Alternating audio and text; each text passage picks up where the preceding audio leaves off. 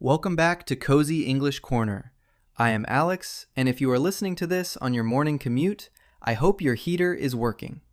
We have that classic Columbus, Ohio freezing rain today, making the drive down I-71 absolutely miserable. It really is brutal out there. I had to scrape a solid layer of ice off my windshield just to get some coffee near the Ohio State campus this morning. That is the Midwest for you. Today, I am joined by Valerie. Valerie, you have a unique background. You used to be an emergency room nurse, and now you manage massive healthcare projects. That is right, Alex. In both of those jobs, if you cannot explain a sequence of events clearly, things fall apart very quickly. People get hurt, or millions of dollars are lost. Which brings us to what we are discussing today. In English, when someone asks us about our day or how to do a task, we often freeze. We just list actions. I wake up. I drink coffee. I go to work. It sounds robotic, but more than that, it sounds exhausted. When I hear someone just listing their actions like a robot, I hear a person who is overwhelmed by the daily grind. That is a fascinating perspective. We think it is just a language problem, but it is actually an emotional one. When life feels like an endless checklist, our English sounds like a checklist. Exactly. You wake up, you instantly look at your phone, you see 3 urgent emails, and your heart rate spikes. By the time someone asks, "What is your morning routine?" you are too tired to tell a story. But native speakers instinctively use small connector words to soften this reality. They use first, then, and after that to guide the listener and take back control of the narrative. Yes, instead of surrendering to the chaos, you organize it. Let us start with the anchor, the word first. The word first is powerful. It creates a definitive starting line. You are telling the listener, pay attention, I am beginning the sequence. In the emergency room, first is a lifesaver. First, stop the bleeding. It cuts through the panic. In everyday life, saying, "First, I make coffee," establishes order in your morning. I understand completely. It removes the ambiguity. There is actually a psychological concept behind this called the Zeigarnik effect. Our brains view incomplete or unorganized tasks as active threats. Wait, really? So when we speak in a disorganized way, we are actually stressing out the person listening to us? Yes. When you just give a list of random actions, the listener's brain has to work hard to organize them on a timeline. By saying first, you take that cognitive burden away from them. That makes so much sense. It is a form of empathy. You are guiding them safely through your thoughts.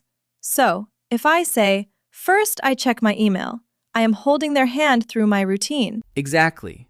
But you cannot just stay at the beginning. You have to move forward. This brings us to the second word, then. Then. It is the bridge to the next action. First, I check my email. Then I reply to my manager. It shows immediate progression. It does.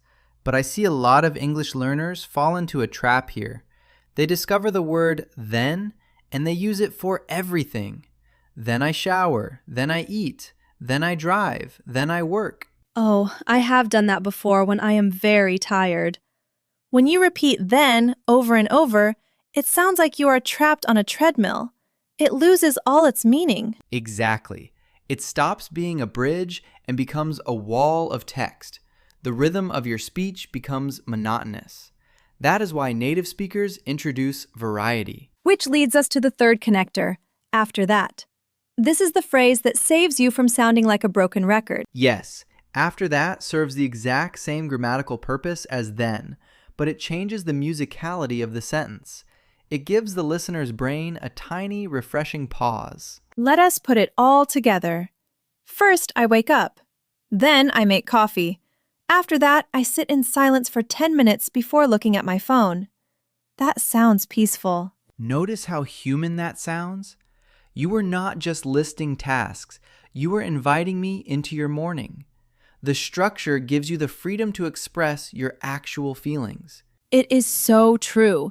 In healthcare project management, if I present a plan to the board without these connectors, they look anxious. They lose faith in my competence. That is the hidden pain for many immigrants or international professionals in the US. They have brilliant ideas, but because they do not sequence their speech, their managers assume they are disorganized. It is heartbreaking.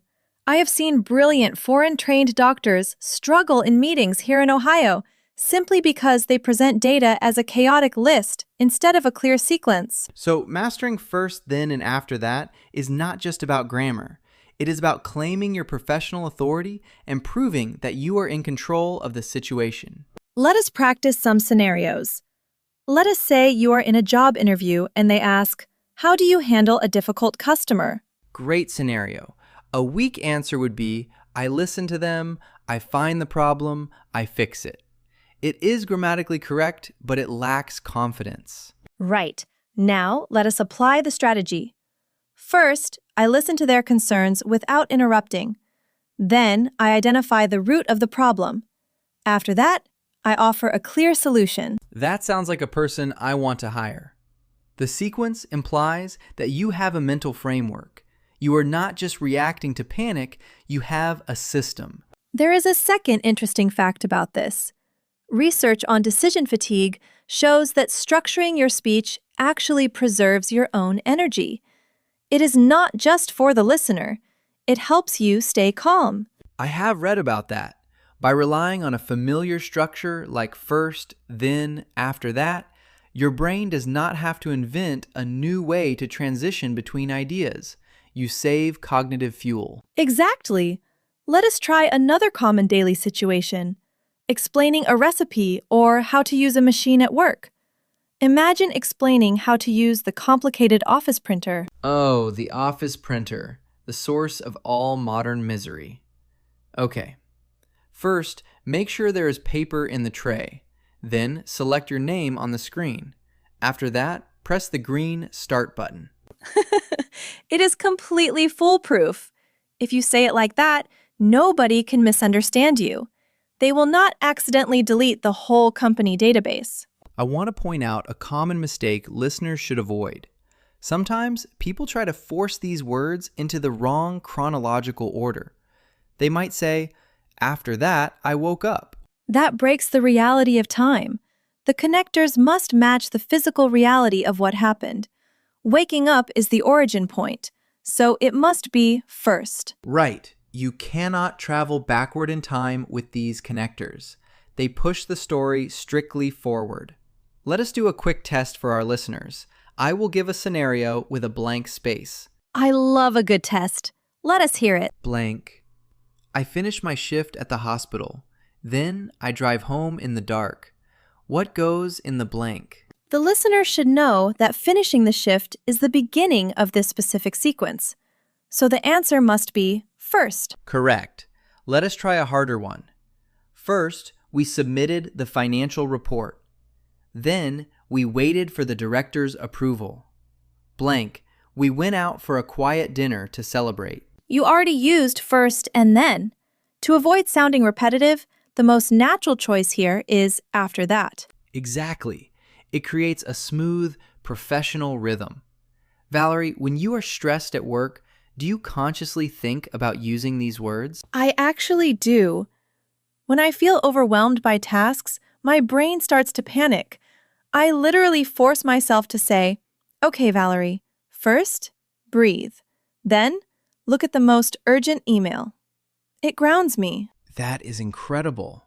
It is a linguistic tool used for emotional regulation. The English language provides built-in mechanisms to calm ourselves down. It truly does. When you impose order on your sentences, you impose order on your mind. Your external speech shapes your internal reality. This is why we say that learning English is not just about memorizing vocabulary. It is about learning new ways to process the world. Let us look at storytelling. Oh, storytelling is where these connectors really shine. A story without sequence words is just a confusing list of events. Imagine I am telling you about a terrible date. I spilled water. We sat down. I paid the bill. The food arrived late. You have no idea what happened when. Right. I would be completely lost. But if you say, First, we sat down. Then, I spilled water. After that, the food arrived late. And then I paid the bill. Now I feel the embarrassment with you. Exactly. Sequence words build tension and release it. They give pacing to human interaction. If you are learning English, using these 3 words will make people want to listen to your stories more. It removes the friction from communication. People naturally gravitate toward those who are easy to understand. It is sad but true. Clear speakers are trusted more. Let us provide our listeners with a few practical, ready-to-use professional phrases. These are structures you can take into the office tomorrow. I have one. First, let me explain the current situation. Then, we will discuss the options. After that, we can make a final decision. That is flawless. It immediately sets the agenda for the meeting.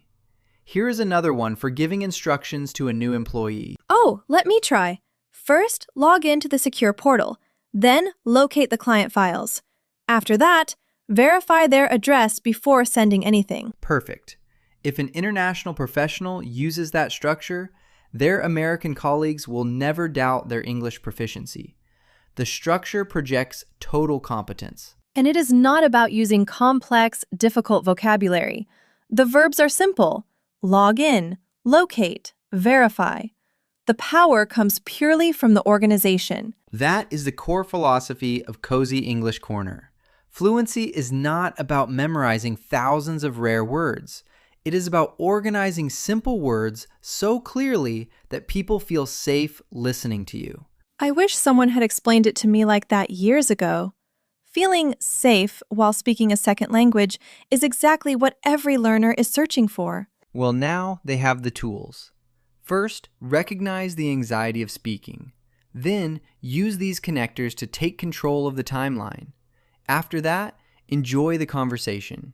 I see what you did there. You used the exact sequence to summarize the lesson. I could not resist. As we wrap up today's episode, I want our listeners to try an exercise when they get home tonight. Think about your evening routine. Yes, speak it out loud in your car or your living room. First, I unlock the door. Then, I put my bag down. After that, I take a deep breath. Get used to how it feels in your mouth. Valerie, thank you for being here today. Your insights from the medical field added a gravity to this grammar topic that I think listeners truly needed. Thank you for having me, Alex. I am going to go brave the Columbus ice now and try to drive home slowly. Stay safe on the roads. And to everyone listening, remember, small improvements in structure lead to massive leaps in confidence. We will see you in the next episode.